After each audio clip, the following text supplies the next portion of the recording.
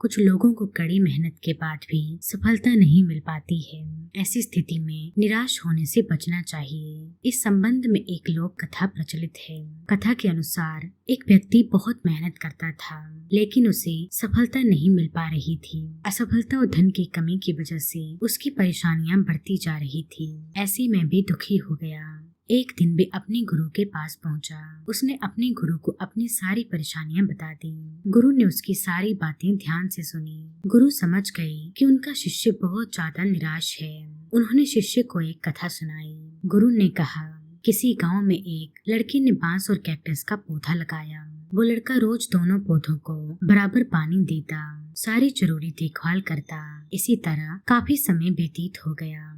Cactus का पौधा तो पनप गया, लेकिन बांस के पौधे में कुछ भी प्रगति नहीं दिख रही थी। लड़का इससे निराश हो गया, लेकिन उसने दोनों पौधों की देखभाल करना जारी रखा। कैक्टस का पौधा तेजी से बढ़ रहा था, लेकिन बांस का पौधा वैसा का वैसा ही था।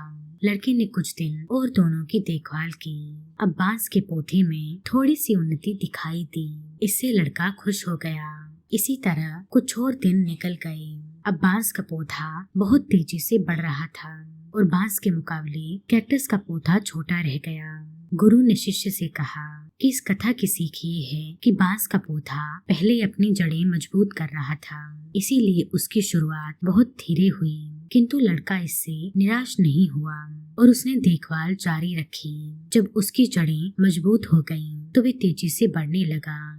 ठीक ऐसा ही हमारे साथ भी होता है। कभी कभी हमें भी कड़ी मेहनत करनी पड़ती है, लेकिन फल देरी से मिलता है। ऐसी स्थिति में हमें मेहनत करते रहना चाहिए और निराश होने से बचना चाहिए।